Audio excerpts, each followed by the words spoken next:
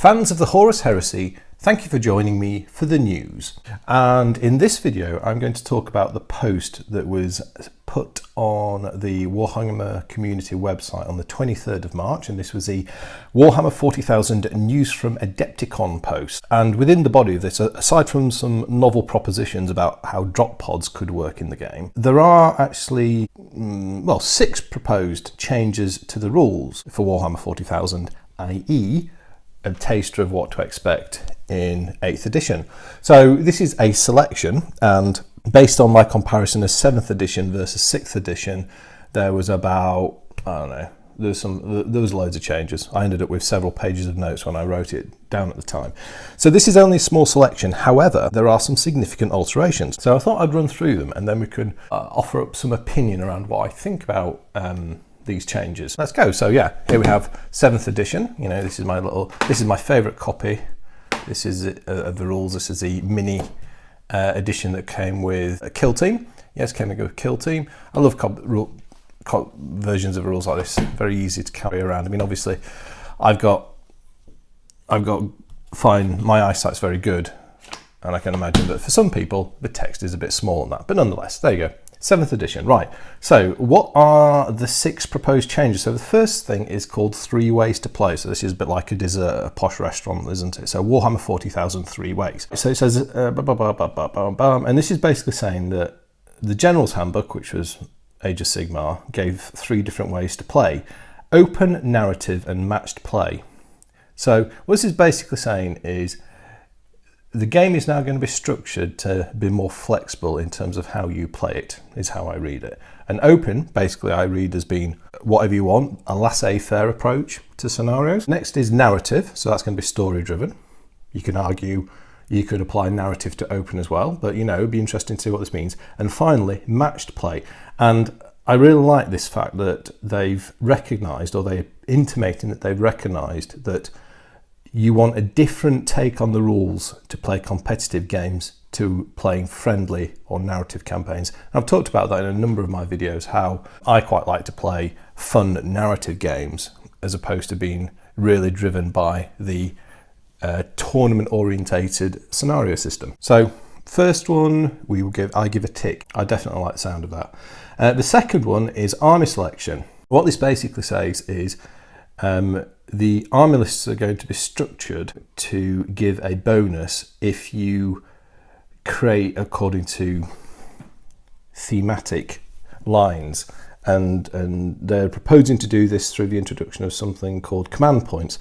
Reminds me of Space Hulk back in the day. They're suggesting this might be used to give you a reroll or some other bonus.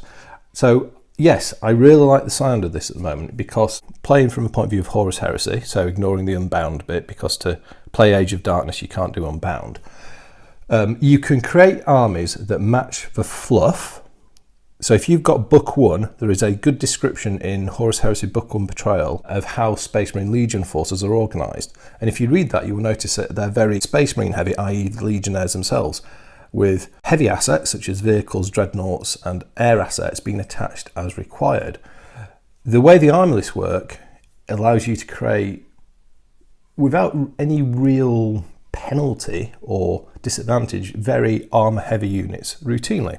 Now, of course, you can build your units normally and thematically using the army lists. However, there's no advantage in doing that over going for what I might call an optimised to win army, or the sort of thing you might build if you're trying to win a tournament or upset your friends. I like the sound of this, and I think this is something that is long overdue in 40k, and I think it will also nicely carry through to 30k as well. So yeah, that's tick for army selection. The third thing is where we get on to what I intimated in the title, acceptable in the 80s. There's a whole series of rules now that are basically lifted straight out of 1st edition.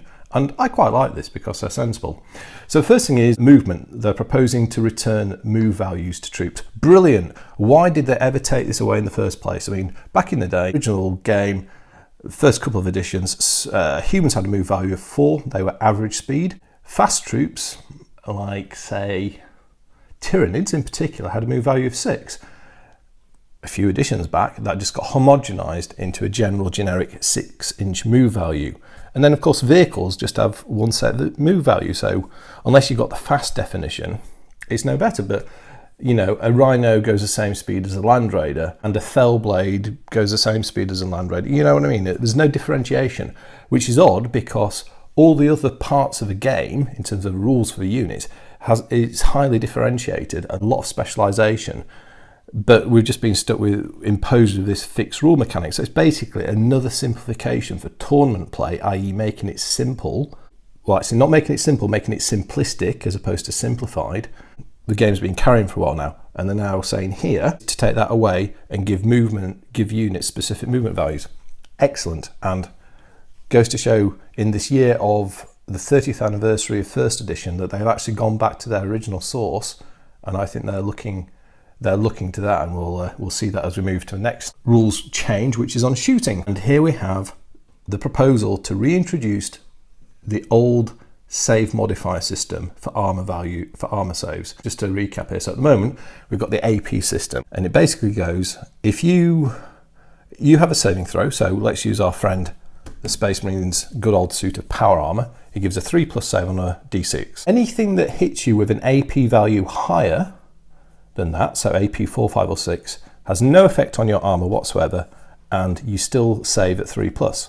The moment you hit AP 3, however, or better, so you get equal or lower than your armor value, no save at all. Whereas way back in the day, so originally, Space Marines had a saving throw 4+, and a bolt gun, as this guy's carrying, would impose a -1 save modifier if a wound is inflicted. So a Marine hit by a bolt gun shell would not save on a 4, 5 or 6, but a 5 or a 6. And that's to reflect that the bolt gun has an armor piercing value, and if it hits a weaker part of the armor, or a seal, or or the like, there is a greater chance of it penetrating than, let's say, a las pistol shot, which doesn't have the armor piercing warhead. So this is a really interesting one, this, and I quite like the sound of it. I'm intrigued to see how they're going to execute it, because it has a real potential to completely upset the dynamic of troops in the game. And in particular, this is going to make Terminator Marines, on the face of it, it looks to me like it's going to make Terminators a lot more fragile, because Terminators are proof against a whole variety of weapons, which makes them valuable at the moment because they've got that 2+ armor save.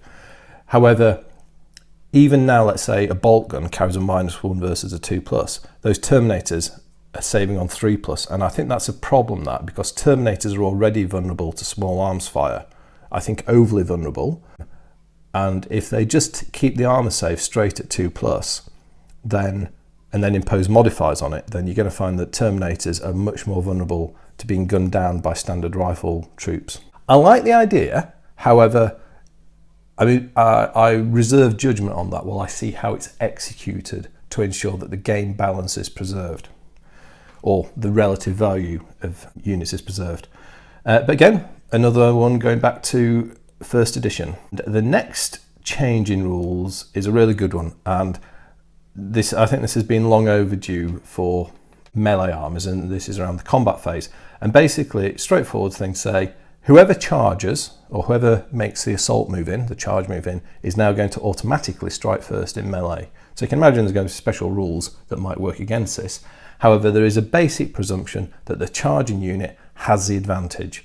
So yeah, I think that is a good thing. And looking at my experience of playing in 30k and fighting a guy who's got a large World Eater army, I think the melee armies in that sort of setup struggle to compete against the shooting armies. So I like that, and it kind of plays that if you're taking the risk to get your guys into melee, and it is a risk, you're going to be rewarded if you execute that successfully by getting that first strike in. And finally, perhaps even better, is the proposed change in the morale rule.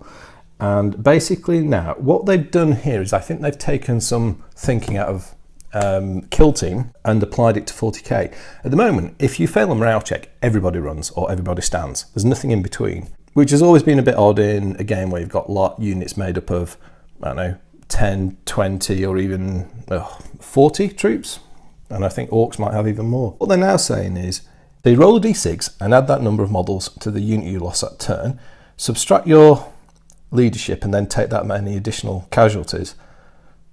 So in other words, yeah, so basically what does that say? So Space Marines, Leadership A, take 2 casualties without having any risk of additional effects of failing a break test. So basically what it's saying now is if you fail morale, either the enemy gets to hack down a couple of extra of your guys, or some people run away, or perhaps they get knocked out, whatever. I guess that's a casualty. And this is a really good one because the way morale worked was the all or nothing was problematic, and let me show you an example of why it could be problematic. And for this, as in the usual Leakycheese no expenses spared approach, I've prepared a little diagram. Now this is a real scenario, scenario that happened in a game I was playing against my mate with his World Eater. So let me take you through it. So scenario, World Eaters assault the Iron Hands. So who are the protagonists? So on the World Eater side, he had 17 assault marines armed with close combat weapons, combat shields, and jump packs. And he had a tooled up Praetor as well. So they were a tough bunch. They'd started at 20, they'd lost a few casualties, but they'd made the assault. They'd managed to assault my squad of 5 Gorgon Terminators, who were kind of like acting as the tip of a fulcrum, and I'd positioned them sort of blocking off this area of impassable terrain, which were lava fissures, and then I had a load more guys behind it. So it kind of got wedged in. So, you know, tactically, I got myself into a good spot here because I limited the number of guys who attacked me. Well, I thought he had, but then he came to actually work out the number of attacks he had, and he had loads. And you know what World Eaters are like on the charge in the Horus Heresy. They just get a bucket of dice, and that is very much what I had here.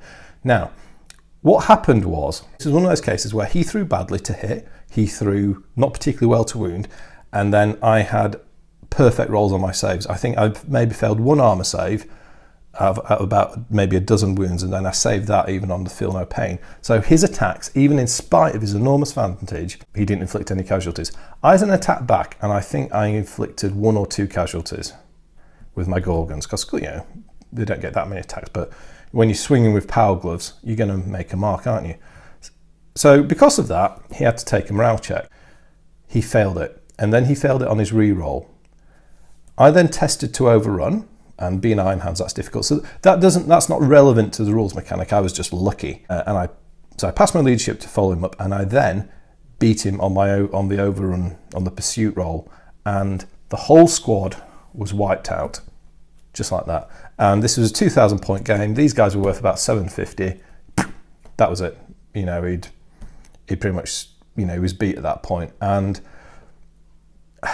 while it was a fair play according to the rules, I got to admit, I felt bad for him, and I did feel just a little bit dirty having pulled it off this way, because it just didn't feel right that this bunch of homicidal, frenzied, crazy World Eaters would run in such a situation.